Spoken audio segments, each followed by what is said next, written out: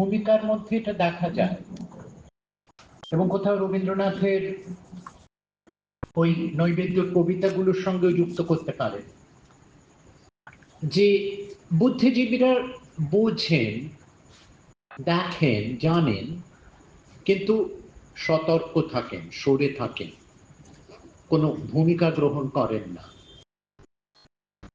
কারণ নিজেদের চামড়াটাকে বাঁচাতে চান। অধ্যাপক সেই শ্রেণীর মানুষ, অপরাধ বোধ থাকে এরা যে শুধু স্বার্থপর তা নয়, মানুষই দুর্বলতা। তাই এরই দৃষ্টিকোণ থেকে যেন নন্দিনীকে ধরিয়ে দিচ্ছে, বুঝিয়ে দিচ্ছে এই যক্ষপুরী, সেইটিকে ভেঙে হঠাৎ কিশোরের আবির্ভাব, দশম ভাষ্যে প্রথম আসে কিশোর, এবং তার চিৎকৃত তুমুল একটা উচ্চারণ দিয়ে নাটক শুরু হচ্ছে প্রথমবার। নন্দিনী, নন্দিনী, নন্দিনী, আমাকে এত করে ডাকিস কেন কিশোর? আমি কি শুনতে পাইনি? শুনতে পারছেন, কিন্তু আমার যে ডাকতে ভালো লাগে। আর ফুল চাই তোমার? তাহলে আনতে চাই। যা যা, এখনই কাজে ফিরে যা, দেরি করিস নি। সমস্ত দিন তো কেবল সোনার তাল করে আনি, তার মধ্যে এক সময় চুরি করে তোর জন্য ফুল খুঁজে আনতে পারলে বেঁচে যায়। ওরে কিশোর, জানতে পারলে যে ওরা শাস্তি দেবে। তুমি যে বলেছিলে রক্ত করবি তোমার চাই চাই, আমার আনন্দ এই যে রক্ত করবি এখানে সহজে মেলে না। অনেক খুঁজে পেতে এক জায়গায় এখানকার জঞ্জালের পিছনে একটি মাত্র গাছ পেয়েছি। আমার চমৎকার লাগে এটা, যে লক্ষ্য করেছেন আপনারা যে যখন মাটি খুঁড়ে নতুন কিছু তৈরি হচ্ছে, ধসিয়ে দেওয়া হচ্ছে, মাটি গর্ত করা হচ্ছে, শেষ হয়ে যাচ্ছে তার সমস্ত সবুজ গাছপালা, সমস্ত জঞ্জাল জমা হচ্ছে, কোথাও একটা জেদি গাছ সে কোথাও থেকে হঠাৎ জঞ্জালের ভেতর থেকে একদিন বেরিয়ে আসে। কোথাও কোনো চিহ্ন নেই, হঠাৎ একটা গাছ বেরিয়ে আসে। কোথাও এর মধ্যে একটা স্পর্ধা আছে। তাই ওই জঞ্জালের মধ্যে থেকে কিন্তু এই যে রক্তকরবীর উত্থান, রক্তকরবীকে আটকে রাখা যায় না, সেই জঞ্জালের ভেতর থেকে কিন্তু বেরিয়ে আসে। এই স্পর্ধার জায়গাটাকে চিহ্নিত করেন, এবং সেটা ছবিতেও নিশ্চয়ই লক্ষ্য করেছেন। এবং এই যে এক্সপ্রেশনিস্ট চিত্রকলার যে ধর্ম, যাতে ভেতর থেকে উচ্চারিত একটা আবেগ সেটা চিত্ররূপ পায়। তাই রক্তকরবীর এই যে স্পর্ধা, বিশেষ করে রেড অলিয়েন্ডার্স এর ছবিটাতে পেছনে ইমারতগুলো কিন্তু তাকে যেন অস্বীকার করে তার স্পর্ধিত উৎক্ষেপ এই রক্তকরবে একেবারে ছুড়ে অব্দি প্রায় পৌঁছে যায়। সেই থেকে কোথাও চিহ্নিত করে কিশোর। নন্দিনী বলে, আমাকে দেখিয়ে দেবে, নিজেকে ফুল তুলে আনবো। অমন কথা বলো না। নন্দিনী, নিষ্ঠুর হইও না, ওই গাছটি থাক আমার একটি মাত্র গোপন কথার মতো। কারণ এইখানে এই যে রক্তকরবীটা আমি চুরি করে আনি, এদের বাধ্যবাধকতা, এদের সমস্ত কাজের চাপ, সেইটাকে অস্বীকার করে পালিয়ে ঝুঁকি নিয়ে, হ্যাঁ মার খাবার ঝুঁকি নিয়ে আমি এটা আনি। এইটা আমার বিপ্লবের জায়গা, আমার দ্রোহের জায়গা। সেই জায়গাটাকে আমি ধরে রাখতে চাই। তোমাকে হদিশ দেবে তো তুমি ফুল তুলে আনবে, তো কি এসে গেল? আর তুমি তো স্বাধীন, তোমার উপর কেউ বাধা দেবে না। ওই কাজটি থাক আমার একটি মাত্র গোপন কথার মতো। বিশ্ব তোমাকে গান শোনায়, সেটা নিজের গান। এখন থেকে তোমাকে আমি ফুল জোগাবো, এ আমারই নিজের ফুল। আমি লড়াই করে এই ফুলকে নিয়ে আসি। এই পুরো নাটকটা জঞ্জাল থেকে ফুল তুলে আনা, সেই ফুলে একটা অধিকার, সেইটি ঘোষণা করা, এইটি শেষ ভাষ্যে যোগ করছে। 9টা ভাষ্যে এটাকে খুঁজে পাননি। কিন্তু এখানকার জানোয়াররা তোকে শাস্তি দেয়, আমার যে বুক ফেটে যায়। সেই ব্যথায় আমার ফুল আরো বেশি করে আমারই হয়ে ফোটে। ওরা হয় আমার দুঃখের ধন। আমার দুঃখ দিয়ে ওই ধনটাকে আমি আকর্ষণ করি, আমি আয়ত্ত করে তোমাকে উপহার দিই। ধরে রাখি না, ব্যবসা করি না, ওটাকে দিয়ে তোমার হাতে তুলে দিই, উপহার দিই। কিন্তু তোদের দুঃখ আমি সইব কি করে? কিসের দুঃখ? একদিন তোর জন্য প্রাণ দেব নন্দিনী, এই কথা কতবার মনে মনে ভাবি। তুই তোমাকে এত দিলি, তোকে আমি কি ফিরিয়ে দেবো বলতো কিশোর? এই সত্যটি কর নন্দিনী, আমার হাত থেকে রোজ সকালে ফুল নেবি। আচ্ছা তাই সই, কিন্তু তুই একটু সামনে চলিস। না, আমি সামনে চলবো না, চলবো না। ওদের মারে মুখের উপর দিয়েই রোজ তোমাকে ফুল এনে দেব। এই দ্রোহের ধার, এইটি ওই শেষ ভাষ্যে যোগ করছেন রবীন্দ্রনাথ। অতবার করতে করতে একটা অতৃপ্তি, অতৃপ্তি, অতৃপ্তি, সেখান থেকে একটা উত্তরণ। এবং এরপরে অধ্যাপক আসে। অন্য সবকটা ভাষ্য অধ্যাপককে দিয়ে শুরু, এবং অধ্যাপকের ব্যাখ্যার মধ্য দিয়ে নন্দিনী ঢোকে রক্তকরবীর জগতে, যক্ষপুরীতে ঢোকে। এখানেও শুরুতেই কিন্তু যদি লক্ষ্য করেন,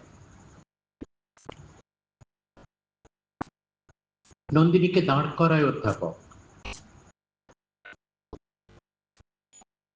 বলে নন্দিনী যেও না, ফিরে যাও।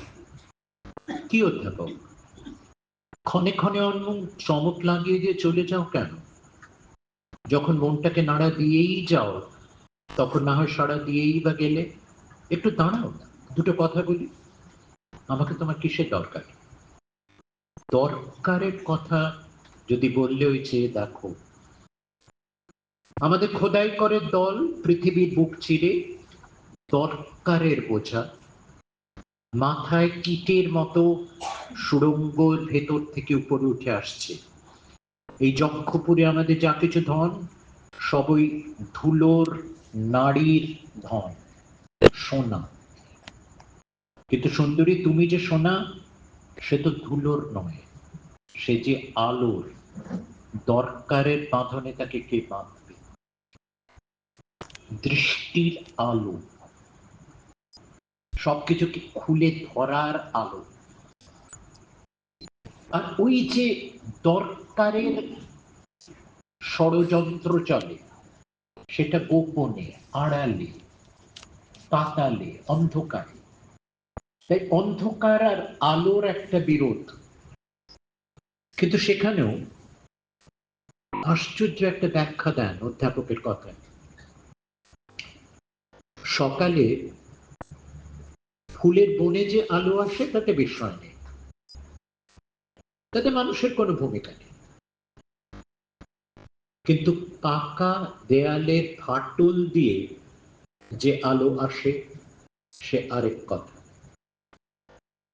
দেয়াল দিয়ে যখন আমরা প্রকৃতির আলোকে, স্বাভাবিক আলোকে বাধা দিয়েছি, দেয়াল তুলেছি যখন, এবার রক্তকরবীর ছবি, এক্সপ্রেশনিস্টদের ছবি, দেয়াল, বাড়ি, ইমারত, নির্মাণ,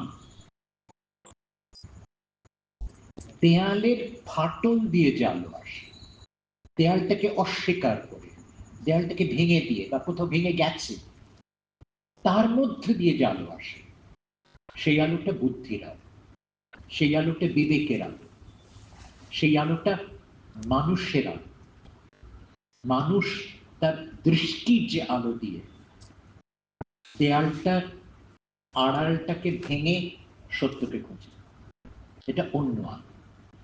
দুটো আলোকে নিয়ে আসে, প্রকৃতির আলো আর মানুষের বুদ্ধির আলো। সেই বুদ্ধির আলোতে দীপ্ত নন্দিনী, সেই আলো দিয়ে সে সবকিছুকে আলোকিত করতে চায়।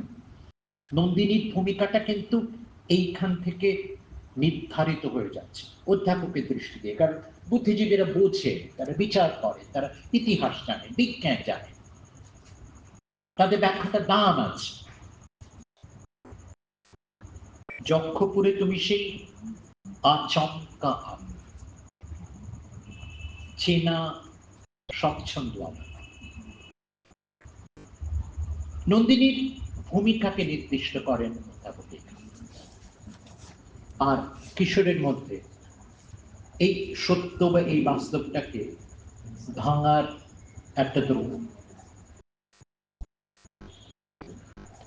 যক্ষপুরীর কথা যে আসে, দুটো ধারণা। একদিকে যক্ষ ঐশ্বর্যের সঞ্চয়ের দেবতা, আরেকদিকে আমাদের বাঙালি লোক চেতনার মধ্যে, লোকবোধের মধ্যে যক্ষের ধন। দুটোকে রবীন্দ্রনাথ জড়ান, কিন্তু এটা দেবতা যক্ষ নন, শুধু যক্ষের দোন যে অর্থটাকে আমরা লুকিয়ে রাখতে চাই, সঞ্চয় করে রাখতে চাই, পুঁজি করতে চাই, যে জন্যে মাটিতে চাপা দিয়ে কোনো শিশুকে হত্যা করে তার মৃতদেহ ওখানে পুঁতে দেওয়া হয়, যাতে ভয়ে মানুষ না ছয়। মৃত্যু, হত্যা, ভয়, ত্রাস দিয়ে অর্থ, লগ্নি অর্থ, জমানো অর্থ, সঞ্চিত অর্থ লুকিয়ে রাখার চক্রান্ত যক্ষের ধন। যক্ষ এবং যজ্ঞকে মিলিয়ে কিন্তু এই যক্ষপুরী। রবীন্দ্রনাথের এই যে অনেক ভাষ্য, তার মধ্যে আদি ভাষ্য 23 সালের একটা ভাষ্য, মনে হয় গবেষণা করে ঠিক সবকটা তারিখ জানা যাচ্ছে না, কিন্তু প্রশান্ত পালের গবেষণায় বা অন্যদের গবেষণায় যেটা মনে হচ্ছে যে শুরুর দিকের একটা ভাষ্য উনি পড়ে শোনান। তার একটা অংশ আমি আমার এই পাঠের সঙ্গে যুক্ত করছি। আমার পালায় একটি রাজা আছে। আধুনিক যুগে তার একটার বেশি মুন্ড ও দুটোর বেশি হাত দিতে সাহস হলো না। কিন্তু চিন্তাটা দেখুন, যে যে রাজাকে আমি কল্পনা করছি সে কিন্তু একটা রক্ত মাংসের চেনা রাজা নয়, তার চেয়ে বড়, তার চেয়ে বিভৎস একটা কিছু। কিন্তু আধুনিক যুগে তার একটার বেশি মুন্ড বা দুটোর বেশি হাত দিতে সাহস হলো না। আদি কবির মতো ভরসা থাকলে দিতেন। তারপরের বাক্যটা লক্ষ্য করুন, বৈজ্ঞানিক শক্তিতে মানুষের হাত পা মুন্ড অদৃশ্যভাবে বেড়ে গেছে। আধুনিক মানুষের ওই বাড়তি হাত পা সব আছে, অদৃশ্য। বিজ্ঞান তাকে সেই শক্তি দিয়েছে। মানুষের চেয়ে আরো বড় শক্তি তার আয়ত্ত। আমার পালার রাজা যে সেই শক্তি বাহুল্যের যোগে, অর্থাৎ বিজ্ঞান যে শক্তি যোগ করে, যোগেই গ্রহণ করেন, গ্রাস করেন, নাটকে এমন আভাস আছে। তাই আমি যখন আজকে রক্তকরবী পড়ি, আমি এই রাজাকে রাজকীয় রাজা মনে করি না। আমি একে বিজ্ঞানী মনে করি। লক্ষ্য করবেন পুরো রক্তকরবী নাটকে এই রাজার সঙ্গে কখনো যে রাজতন্ত্র, যে রাজ ব্যবস্থা, অর্থাৎ সর্দার, মোড়ল, গোসাই, কারো সঙ্গে একবারও কোনো কথা বিনিময় হয় না, দেখাই হয় না। অর্থাৎ রাজার ভূমিকায়, রাজকীয় ভূমিকায় আমরা নাটকে কখনো রাজাকে দেখি না। এই রাজা কিন্তু তার গবেষণাগারের মধ্যেই থাকে।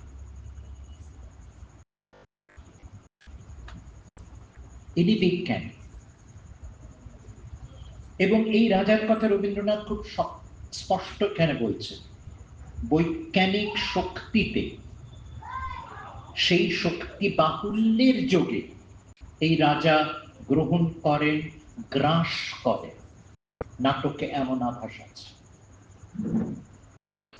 অর্থাৎ এই ছবিগুলোর মধ্য দিয়েও যে ধারা পাক আমরা লক্ষ্য করছিলাম, যে যুদ্ধের জন্য বিজ্ঞান এবং প্রযুক্তিকে ব্যবহার করছে রাষ্ট্র, তার ক্রমশ উন্নতি হচ্ছে, তার সঙ্গে যুক্ত কিন্তু এই বিজ্ঞান, যাকে রাজার সম্মান দেওয়া হয়েছে, রাজা বলে তাকে মান্যতা দেওয়া হয়েছে, কিন্তু তাকে বন্দী করে রাখা হয়েছে তার গবেষণাগারে।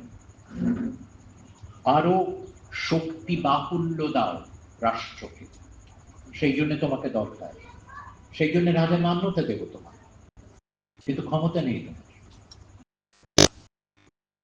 ত্রেতা যুগে বহু সংগ্রহী, বহু গ্রাসী রাবণ বিদ্যুৎ বজ্রধারী দেবতাদের আপন প্রসাদোদ্দারে শৃঙ্খলিত করে তাদের দ্বারা কাজ আদায় করত, তাদের প্রসাদ দিত, প্রসাদে ধন্য করত, দিয়ে তাদের কাছ থেকে শক্তি আহরণ করত।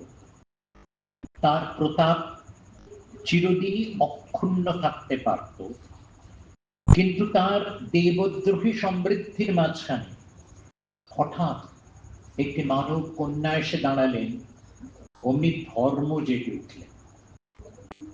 মূঢ় নিরস্ত্র বানরকে দিয়ে তিনি রাক্ষসকে পরাস্ত করলেন।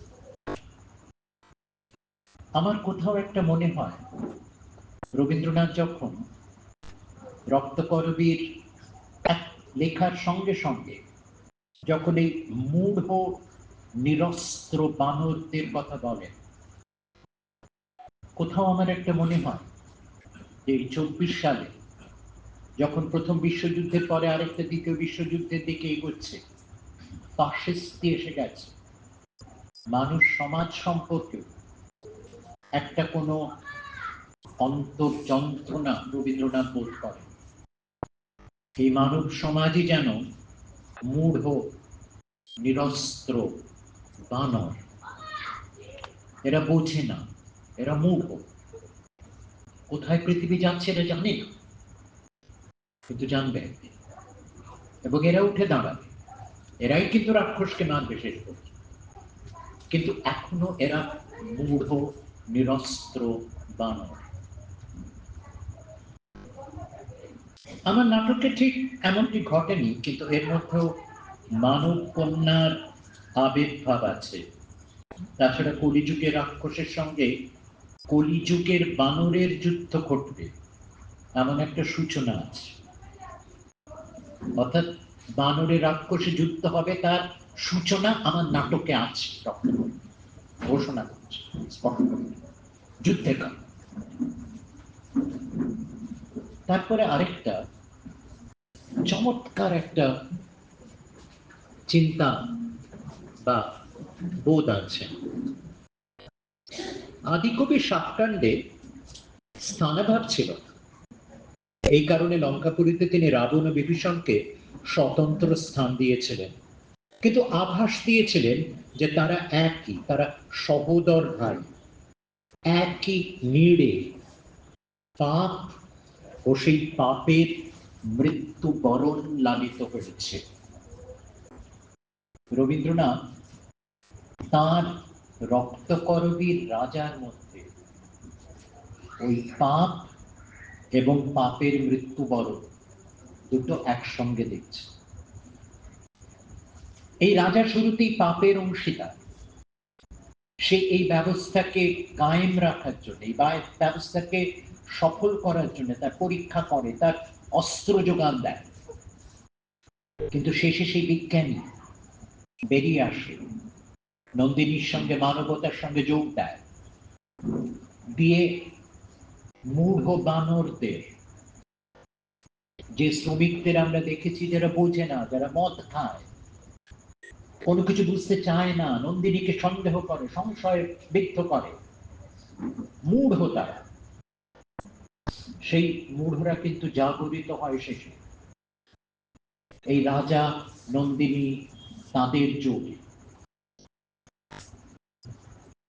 এই দিকে দেখছেন কিন্তু কি স্পষ্ট করে যে একই নিড়ে পাপ ও সেই পাপের মৃত্যুবরণ লালিত হয়েছে আমার স্বল্পায়তন নাটকে রাবণের বর্তমান প্রতিনিধিটি, অর্থাৎ রাজা।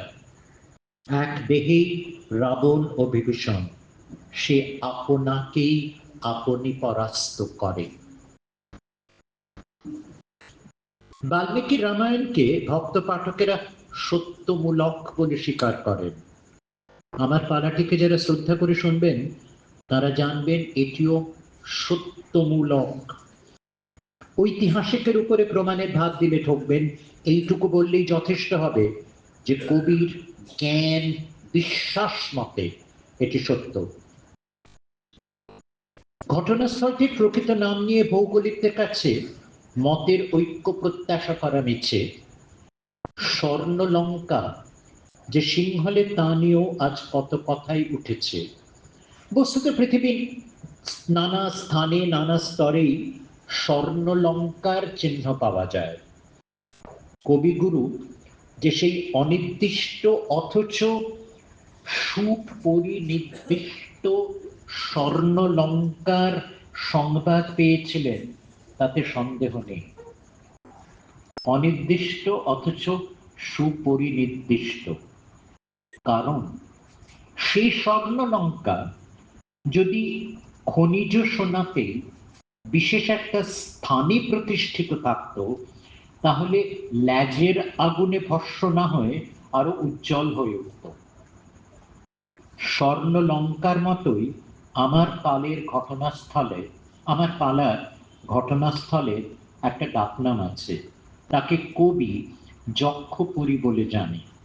তার কারণ এই নয় যে সেখানে পৌরাণিক কুবেরের স্বর্ণ সিংহাসন, যক্ষের ধন মাটির নিচে পোঁতা আছে।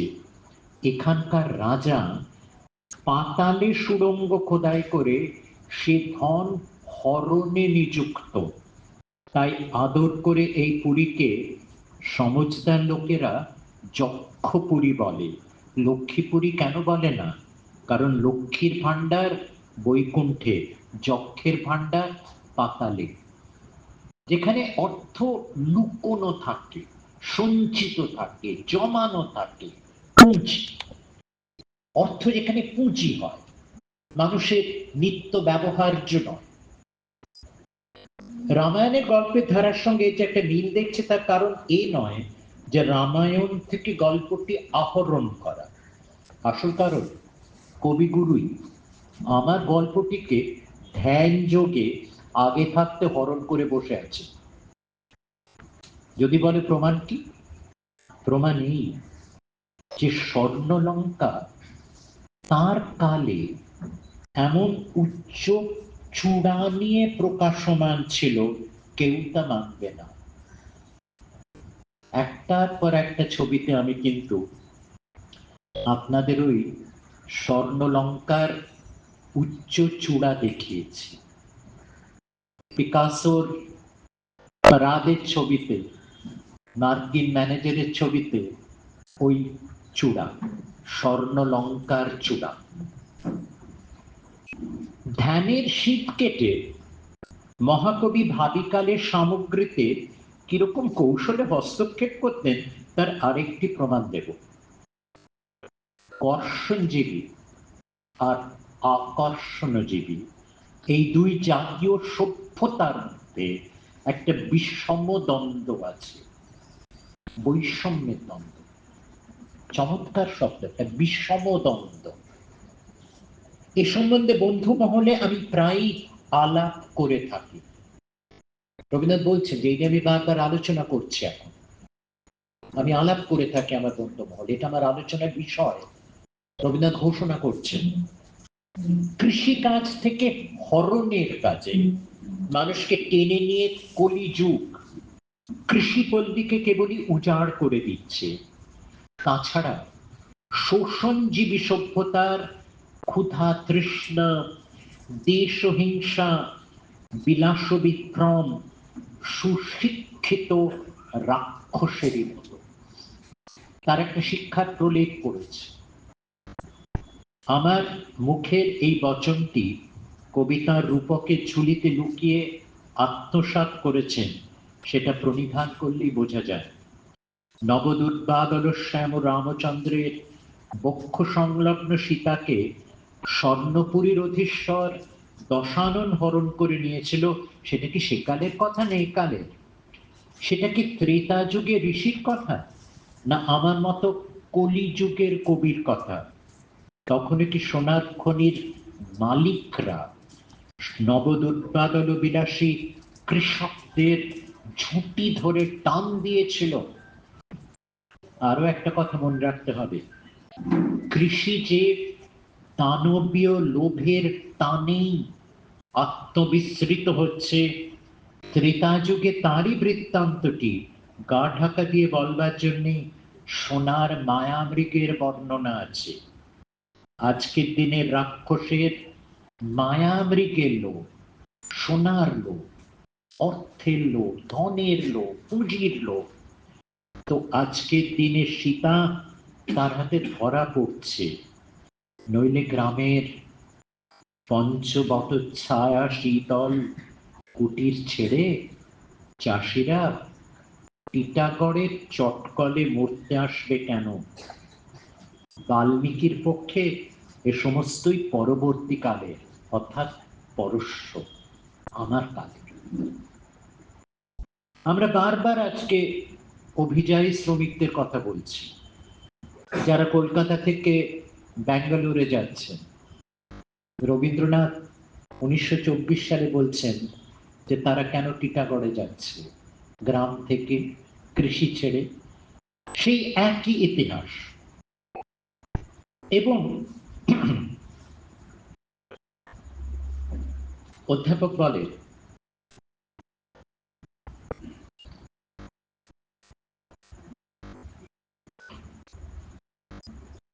একটা জায়গাতে রাজা বলে সোনার তালের তাল বেতালকে, এখানে সোনা শুধু খনিজ সোনা, অর্থ, ঐশ্বর্য, পুঁজি। তাল বেতালকে বাঁধতে পারলে পৃথিবীকে পাবো মুঠোর মধ্যে। কি করে পুঁজি পৃথিবীকে মুঠোর মধ্যে ধরবার চেষ্টা করছে, সেই কাহিনী কিন্তু রক্তকরবীর কাহিনী।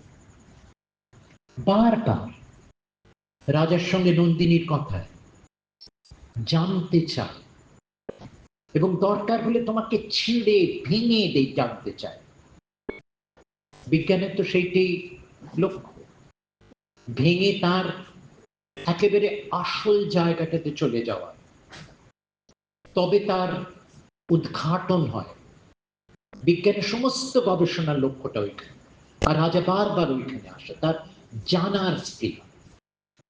কিন্তু জানতে জানতে বিজ্ঞানী আবিষ্কার করে যে আমার এই জানার সাধনাকে, আমার এই জিজ্ঞাসাকে ওরা যখন ওদের পুঁজির অঙ্গ করে নেয়, পুঁজির একটা উপকরণে তৈরি করে নেয়, তখন আমারই সময় আসে, আমার আলো দিয়ে, ওই ফাটল ভাঙা আলো দিয়ে, আমার গবেষণার ধ্বজাদণ্ড ভেঙে চুরমার করে দিয়ে বেরিয়ে আসে, ওই আলোকে গ্রহণ করে এই দ্রোহেরও পথ দেখানোর দায়িত্ব আমার। এবং কি অসাধারণ ভাবে শেষে রাজা যখন বলে, যখন যোগ দিয়েছে বিদ্রোহীদের সঙ্গে, এবং এইবারে ওই মূঢ় বানররা তারাও চিনছে, জানছে, যোগ দিচ্ছে, নন্দিনী এবং বিজ্ঞানী হাত মিলিয়েছে, তখন রাজা বলে, আমি জানতেও পারিনি ওরা ওদের সৈন্যবাহিনী তৈরি করেছে, সমস্ত প্রস্তুতি ওদের রাখা ছিল। কোথাও রক্তকরবীর এই পাঠ, এবং বারবার আবার রবীন্দ্রনাথেরই একটা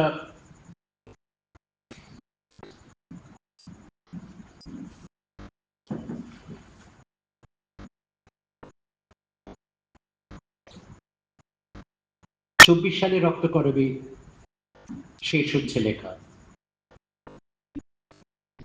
1930-এ রবীন্দ্রনাথ রাশিয়া যাচ্ছেন, রাশিয়ার চিঠি লিখছেন, রাশিয়ায় অবশেষে আসা গেল, যা দেখছি আশ্চর্য ঠেকছে, অন্য কোনো দেশের মতোই নয়, একেবারে মূলে প্রভেদ, আগাগোড়া সকল মানুষকেই এরা সমান করে জাগিয়ে তুলছে।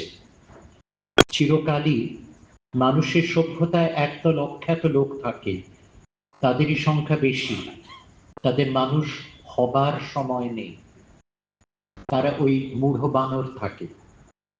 দেশের সম্পদের উচ্ছিষ্টে তারা লালিত, সবচেয়ে কম খেয়ে, কম পড়ে, কম শিখে বাকি সকলের পরিচর্যা করে, সকলের চেয়ে বেশি তাদের পরিশ্রম, সকলের চেয়ে বেশি তাদের অসম্মান। আরেক জায়গায় লিখছেন, তারা সভ্যতার পিলসুচ, মাথায় প্রদীপ নিয়ে খাড়া দাঁড়িয়ে থাকে, উপরে সবাই আলো পায়, তাদের গা দিয়ে তেল গড়িয়ে পড়ে। আমি অনেক দিন এদের কথা ভেবেছি, মনে হয়েছে এর কোনো উপায় নেই। 1899-এর 31শে ডিসেম্বর মধ্যরাত থেকে 1930 সাল অবধি এই সন্ধান রবীন্দ্রনাথের চলতেই থাকে। তার মধ্যে রক্তকরবী একটা অধ্যায়,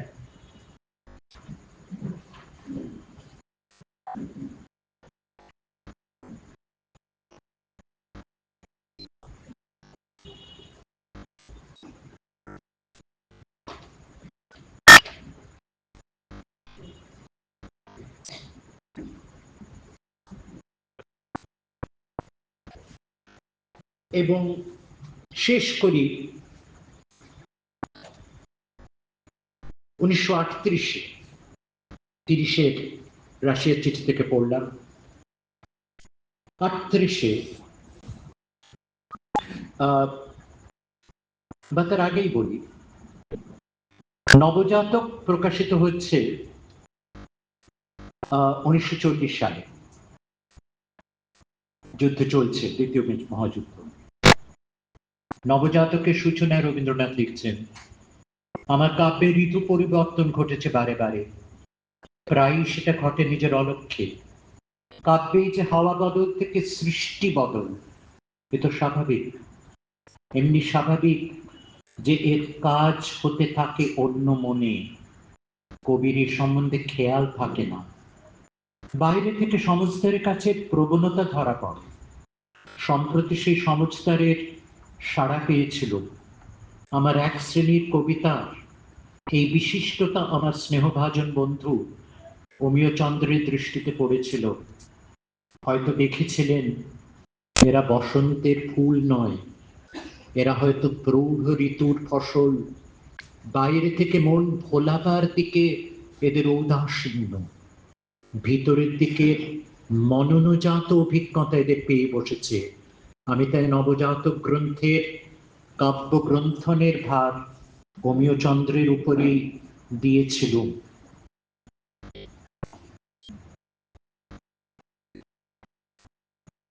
নবজাতক কবিতায় প্রথম নবজাতক কবিতায় 1938 সালে লেখা, তরুণ বীরের তুনে কোন মহাস্ত্র বেঁধেছ কোটির পরে, অমঙ্গলের সাথে সংগ্রামতরে, রক্ত প্লাবনে পঙ্কিল পথে বিদ্বেষে বিচ্ছেদে হয়তো রচিবে মিলন তীর্থ, শান্তির বাঁধ বেঁধে। মানবের শিশু বারে বারে আনে চির আশ্বাসবাণী, নূতন প্রভাতে মুক্তির আলো বুঝিবা দিতেছে আনি। আবার প্রায়শ্চিত্তে 1939 সালে যুদ্ধের মধ্যে লিখছেন, উপর আকাশে সাজানো তড়িৎ আলো, নিম্নে নিবিড় অতি পরপর কালো। ওই ছবিগুলো স্মরণ করুন।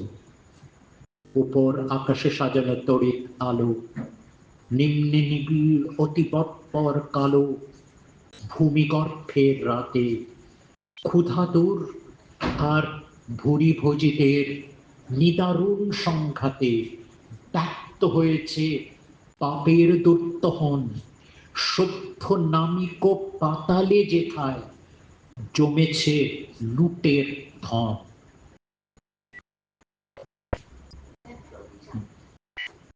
আবার লিখছেন যুদ্ধের মধ্যে বসে, দুঃসহতাপে গর্জে উঠিল ভূমিকম্পের রোল, জয় তোরণের ভিত্তিভূমিতে লাগিল ভীষণ দোল, বিদীর্ণ হলো ধন ভাণ্ডার তল, জাগিয়া উঠেছে গুপ্ত গুহা, কালী নাগিনীর দল, দুলিছে বিকট ফনা, বিষ নিঃশ্বাসে ফুঁসিছে অগ্নিকণা। নবজাতকে লিখছেন, ধরার বক্ষ চিরিয়া চলুক বিজ্ঞানী হাড় গেলা, রক্ত সিক্ত লুব্ধ নখর একদিন হবে ঠেলা। বারবার রবীন্দ্রনাথ ছবিতে দেখছেন যুদ্ধের ট্যাঙ্ক, সেই ট্যাঙ্কের ছবি, ধরার পক্ষ চিরিয়া চলুক বিজ্ঞানী হাড় গেলা, রক্ত সিক্ত লুব্ধ নখর, যে নখর দিয়ে তারা মাটিকে বিদ্ধ করছে, ছিন্ন করছে ট্যাঙ্ক, একদিন হবে ঠিক।